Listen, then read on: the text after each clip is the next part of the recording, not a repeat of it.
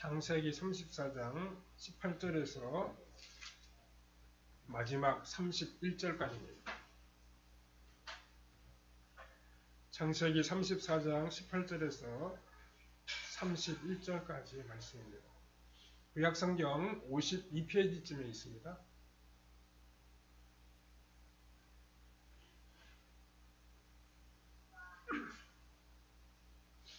(34장) 18절에서부터 우리 같이 읽겠습니다.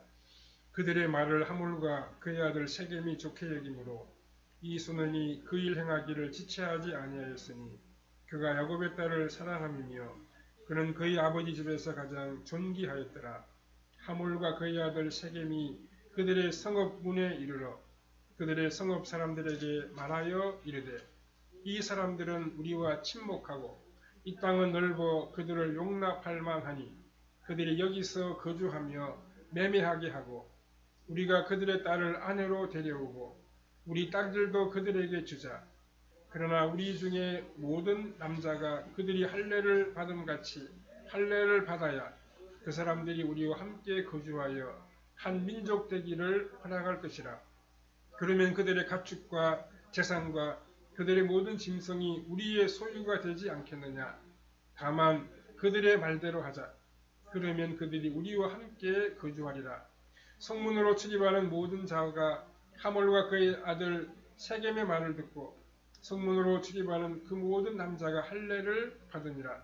제3일에 아직 그들이 아파할 때 야곱의 두 아들 디나의 오라버니 시므온과 레위가 각기 칼을 가지고 가서 몰래 그 성읍을 기습하여 그 모든 남자를 죽이고 칼로 하몰과 그의 아들 세겜을 죽이고 디나를 세겜의 집에서 데려오고 야곱의 여러 아들이 그 시체 있는 성읍으로 가서 노략하였으니 이는 그들이 그들의 누이를 더럽힌 까닭이라.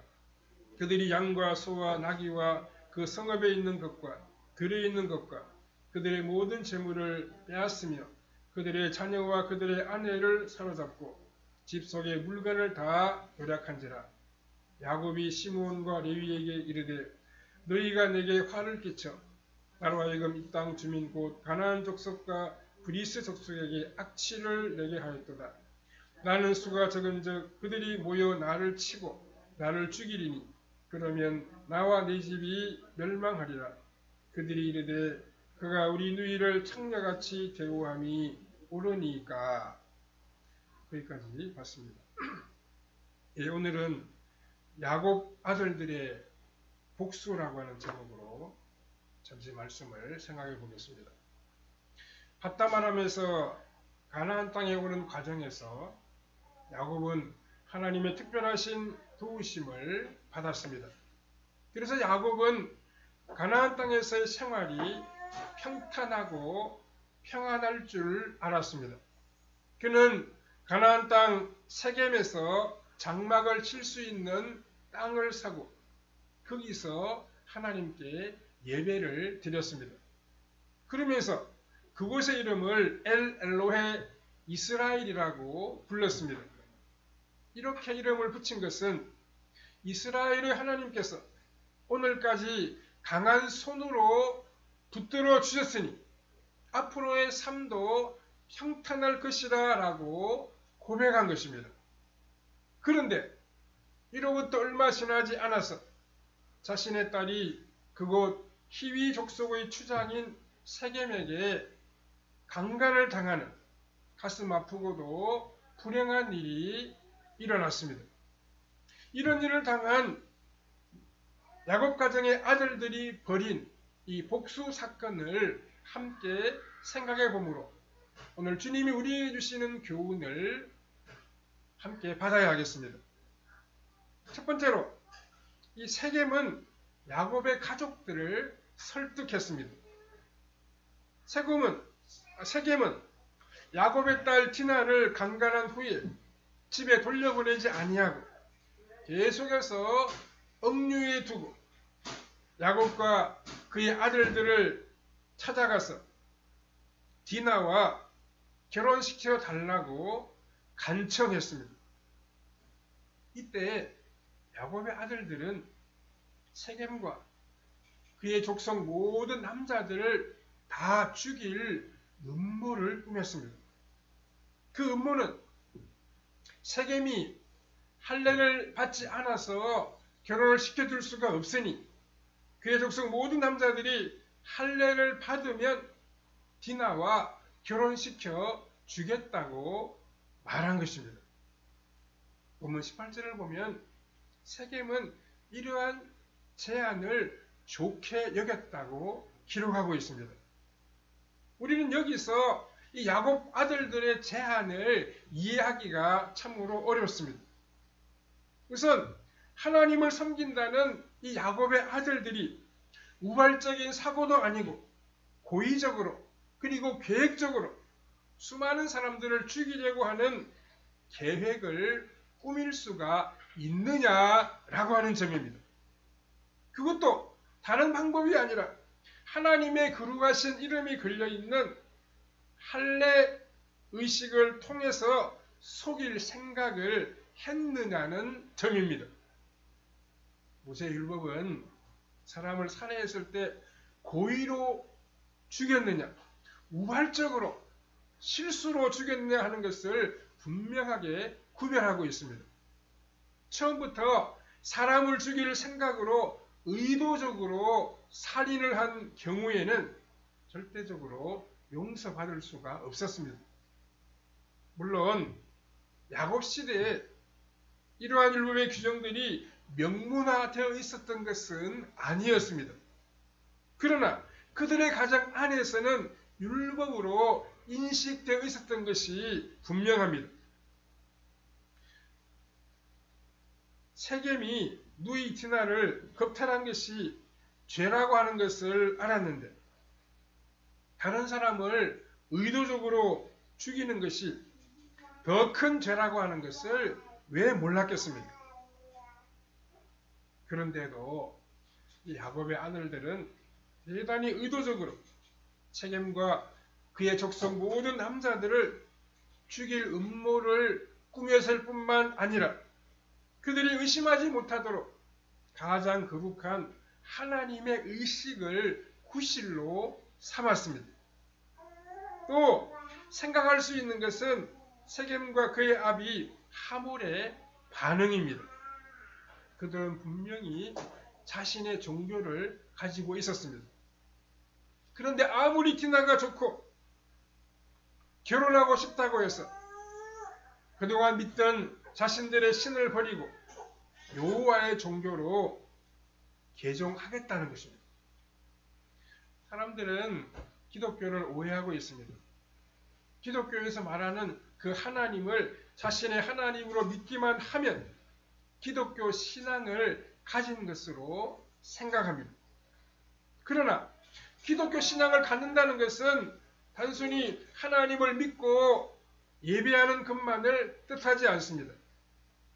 기독교 신앙을 가진다는 것은 하나님이 주신 윤리, 하나님이 주신 삶의 방식을 따라서 살아가는 것입니다. 어떤 힘든 일과 시련이 다가오더라도 하나님께서 자신을 지켜주시고 인도해 주신다는 믿음으로 끝까지 참고 견디는 것입니다. 그러니까 음란한 직업을 가지고 있으면서 하나님을 믿는다는 것은 맞지 않는 일입니다. 하나님을 버리든지 아니면 그 음란한 직업을 버리든지 둘 중에 하나를 택해야 합니다.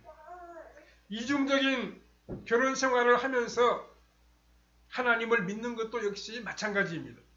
그 이중 생활을 포기하든지 그것이 싫으면 하나님을 믿는 것을 포기해야 합니다. 세겜과 하몰은 분명히 자신들의 종교를 가지고 있었습니다. 그런데 그 종교가 무엇이 잘못되었는지, 여호와의 종교의 특징은 무엇인지, 하나님의 백성이 되면 어떻게 살아야 하는지 전혀 생각해 보지도 않았습니다. 디나와 결혼하기 위하여 우선 할례부터 받자 이렇게 나서게 되었습니다. 이것은 그들의 마음속으로 얼마나 하나님을 업신여기고 있었으며 할례라고 하는 이 거룩한 의식을 우습게 여겼는지라고 하는 것을 우리가 알 수 있습니다. 일이 이런 식으로 전개된 데에는 야곱에게도 상당한 책임이 있습니다. 야곱은 자신의 아들들이 세겜과 하몰에게 이 제안을 할 때 옆에서 듣고 있었으면서도 전혀 반대하지 않았습니다. 야곱은 이 디나 사건이 마찰 없이 지나가기만을 바라고 있었습니다. 우리는 여기서 하나님의 거룩하신 이름이 아들들의 분노에 찬 복수심과 세겜 부자의 욕심, 그리고 야곱의 현실적인 계산에 의하여 철저히 짓밟히고 있음을 보게 됩니다. 야곱은 아들들의 이러한 제안을 마땅히 거부했어야 합니다. 야곱에게 하나님을 두려워하는 마음이 조금이라도 있었다고 하면 이 엄청난 음모를 막을 수가 있었습니다. 세겜과 세겜 땅의 주민들도 함께 할례를 받아야 한다는 이 제안을 거부감이 없이 받아들였습니다.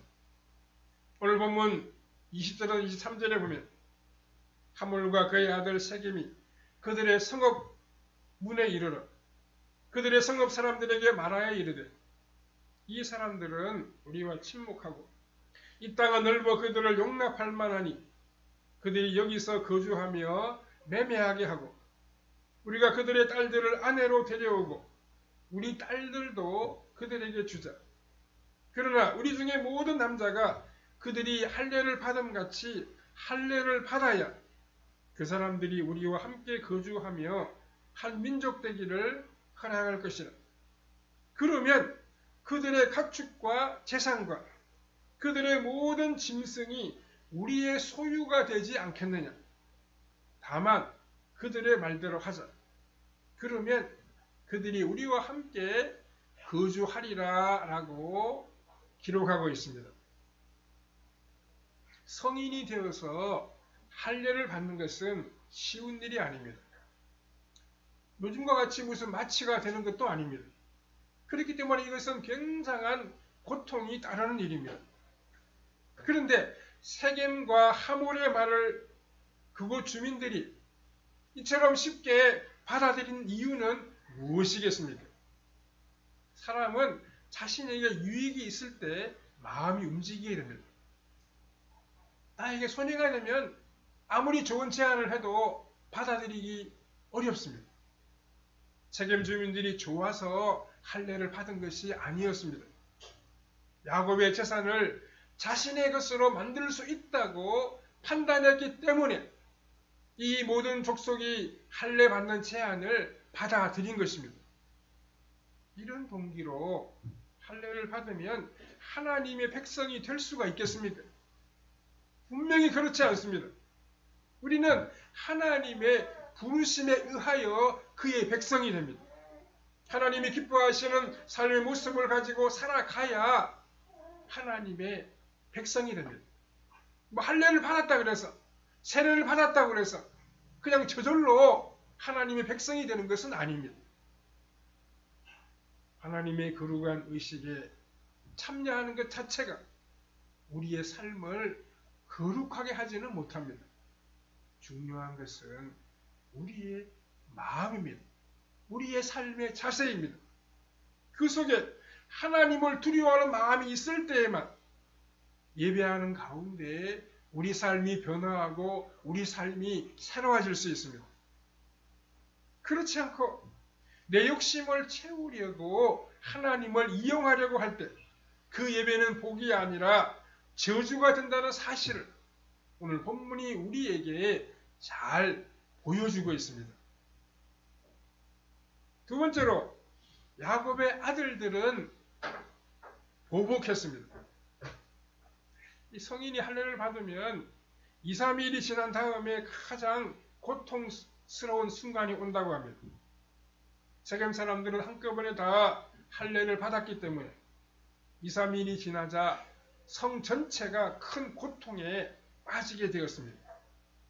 본문 25절 26절을 보면 이때 야곱의 아들들이 칼을 차고 가서 세겜 성읍에 있는 모든 남자들을 다 죽여버리고 말았습니다. 시므온과 레위가 각기 칼을 차고 갔다라고 하는 말은 두 사람만이 가서 다 죽였다는 그런 뜻이 아니라 그들이 주동이 되어 다른 형제들과 하인들을 이끌고 가서 살육했다는 의미입니다. 할례 받고 고통 가운데 있는 사람들을 칼로 죽이는 것은 전혀 어려운 일이 아니었습니다. 뿐만 아니라 본문 27절에서 29절까지를 보면 세겜성에 있는 모든 가축들과 들에 있는 농작물까지 다 빼앗아 왔다고 했습니다. 야곱의 아들들은 분노에 차서 세겜 남자들을 전부 다 죽였습니다. 이 분노는 특히 디나와 어머니와 같은 시므온과 레위에게 더 심하게 나타났습니다. 물론 누이를 겁탈한 자를 향한 오빠들의 분노는 이해가 되기는 하지만 그렇다고 해서 이 일과 아무 상관이 없는 주민들까지 다 죽인 것은 너무나도 지나친 처사였습니다.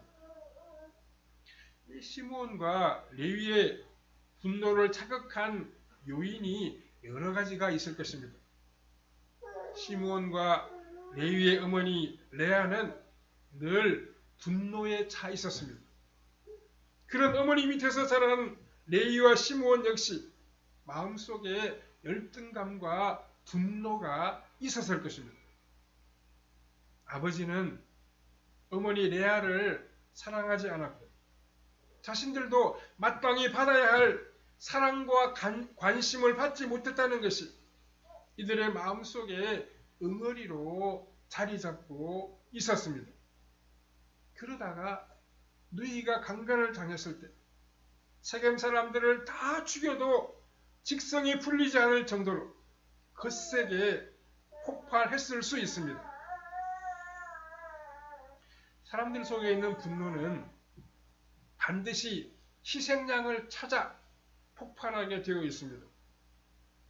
강한 사람을 건드렸다가는 국물도 없으니까 성격이 가장 약한 식구나 만만한 친구한테 그 분노를 쏟아내게 됩니다. 그러니까 이 만만한 세겜 사람들을 다 죽임으로 마음속에 쌓여있던 분노를 폭발시키고 말았습니다. 그렇다고 해도 세겜의 남자들을 다 죽여야 하는 이유는 될 수가 없습니다.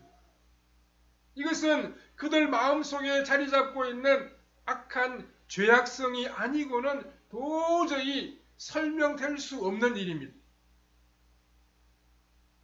야곱의 다른 아들들은 사람을 죽이는 데에는 소극적이었는지는 몰라도 약탈하는 데 있어서는 조금도 소극적이지 않았습니다. 27절에 보면 야곱의 여러 아들이 그 시체 있는 성으로 가서라고 기록하고 있습니다. 그들이 시체가 즐비한 성에 들어간 것은 죄를 마저 짓기 위해서였습니다. 그들은 성을 철저히 뇌락질하고 부녀자와 아이들을 전부 노예로 끌고 왔습니다. 이것은 누이가 겁탈을 당한 것과는 아무 상관이 없는 그러한 행동이었습니다. 단지 죄가 또 다른 죄를 불러들였을 뿐입니다. 남자들을 다 죽이고 나니 이제는 재물이나 사람의 욕심이 생긴 것입니다. 이런 우리 인간이 살 수 있는 길은 우리 예수님께 나아가는 것입니다. 예수 그리스도 안에 머물러 있으면서 우리는 항상 예수님과 동행해야 합니다. 이 세상에서 자기 욕심대로 살려고 하는 사람, 내 인생이니까 내 마음대로 살아간다. 내 돈이니까 내 마음대로 사용한다. 이렇게 생각하는 사람들은 하나님의 징계를 받게 될 것입니다. 세 번째로 야곱의 가정에 필요한 것이 있습니다. 우리가 기억해야 될 것이 있습니다. 야곱의 가정은 하나님의 집이요 구약의 교회라고 하는 사실입니다. 그러나 그 하나님의 집인 야곱의 가정은 사람을 살리고 사랑을 실천하는 그런 것이 아니었습니다. 다른 사람을 속이고 무참하게 살해하며 결국 그 모든 재산과 가족까지 빼앗는 산적 같은 집안이 되고 말았습니다. 이것이 야곱 가정의 모순이었습니다. 그의 집에는 도저히 하나 될 수 없는 두 가지가 공존하고 있었습니다. 하나는 거룩한 하나님의 영광이었습니다. 그의 가정에는 하나님의 말씀이 있었고 하나님의 거룩하신 임재가 있었습니다. 그리고 다른 하나는 그 교회를 채우고 있는 강도 같은 구성원들이었습니다. 그 집 식구들은 거짓말장이요, 살인자요, 남의 물건을 강탈하고도 조금도 죄의식을 느끼지 못하는 너무나도 뻔뻔한 사람들이었습니다. 사실 이것이 오늘날 교회의 모순이기도 합니다. 교회의 영광은 그 규모나 화려한 시설이나 건물에 있지 않습니다. 교회의 영광은 그 안에 있는 하나님의 말씀과 하나님의 은혜에 있습니다. 그런데 이 교회를 채우고 있는 구성원들은 어떤 사람들입니까? 이 세상에 찌들려 살아가는 그런 인생들입니다. 때로는 거짓말을 하고 다른 사람들에게 보복하려고 하는 사람들이 그 교회의 구성원들입니다. 그러면 어떻게 해야 야곱의 가정이 또 교회가 참으로 아름답고 영광스러운 하나님의 백성들의 공동체가 될 수 있겠습니까? 자기 자신을 믿지 아니하고 하나님께 무릎을 꿇을 때입니다. 우리 안에 있는 죄악성, 깨질 줄 모르는 자존심을 하나님 앞에 다 내려놓고 하나님께 간구할 때입니다. 그렇지 않고 위선적으로 자신의 모든 삶을 다 감추어 놓고 예배의식으로만 만족하려고 하는 사람들은 예배를 통해 더 위선적이고 더 악한 자들로 나타나게 될 것입니다. 오늘 말씀을 보면 이 엄청난 사건이 벌어진 다음에 야곱은 자기 아들들의 죄 때문에 하나님을 두려워한 것이 아니었습니다. 야곱은 가나안 사람들을 이렇게 많이 죽였어요. 이제 이 땅에서 어떻게 살아갈 수 있을까? 라고 하는 것을 두려워하고 있습니다. 30절에 야곱이 시므온과 레위에게 이르되 너희가 내게 화를 끼쳐 나로 하여금 이 땅의 주민 곧 가나안 족속과 브리스 족속에게 악취를 내게 하였도다. 나는 수가 적은즉 그들이 모여 나를 치고 나를 죽이리니 그러면 나와 내 집이 멸망하리라 이렇게 말하고 있습니다. 야곱은 너무나도 계산적입니다. 그는 얼마나 많은 사람들이 죽임을 당했는가, 하나님의 거룩한 의식이 얼마나 많이 짓밟혔는가라고 하는 것은 생각하지도 아니했습니다. 이제 가나안 사람들에게 미움을 받게 되었으니 어떻게 여기서 살 수 있겠는가? 이것만을 걱정하고 있습니다. 또 아들들은 아버지의 책망에 대해서 무엇이라고 대꾸하고 있습니까? 31절을 보십시오. 그들이 이르되 그가 우리 누이를 창녀같이 대우함이 옳으니까 라고 말하고 있습니다. 누이를 창녀같이 대우했으니까 세겜 성읍 사람들을 그런 식으로 다 죽여도 마땅하다고 강변하고 있는 것입니다. 야곱의 아들들은 자신의 잘못을 조금도 인정하지를 아니했습니다. 왜 그렇습니까? 그들은 몸만 이 가나안 땅에 와 있을 뿐 마음은 참으로 하나님께로 돌아오지 아니했기 때문입니다. 사람들이 하나님으로부터 멀리 떨어져 있을 때 나타나는 현상이 무엇입니까? 아무리 죄를 지어도 그것이 죄인 줄을 알지 못하는 것입니다.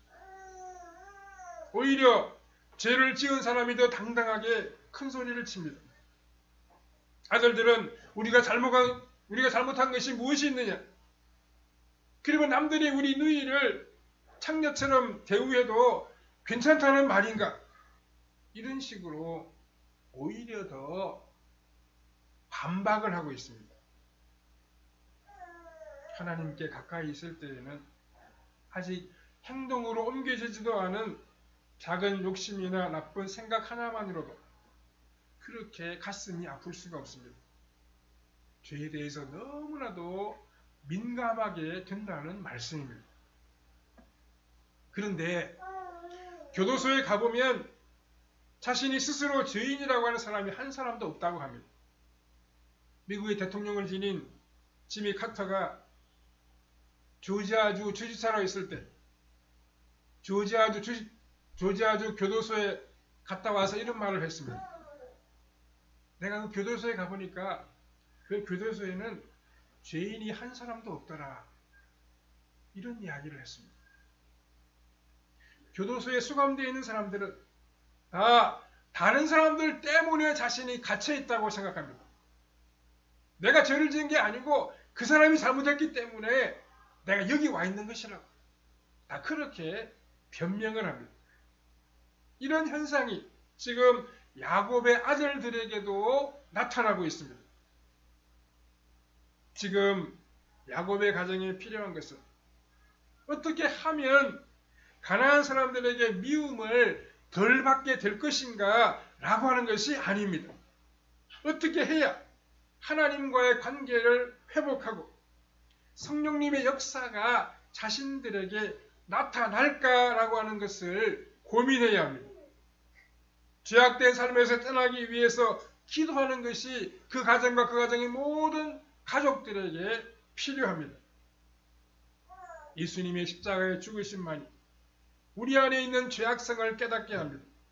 예수님의 죽으심과 예수님의 속죄의 사역만이 우리의 미움과 우리의 분노를 잠재울 수 있습니다. 예수님의 사랑만이 우리가 다른 사람들을 미워하지 않고 사랑하며 섬기며 살아가도록 만들어줍니다. 주님의 보혈만이 우리로 하여금 정결한 삶을 살아가도록 만들어준다는 말씀입니다. 우리는 이 주님을 의지하고 주님 안에 거함으로 거룩하고 의롭게 살아가야 합니다. 우리도 주님처럼 다른 사람을 살리는 사람이 되어야 됩니다.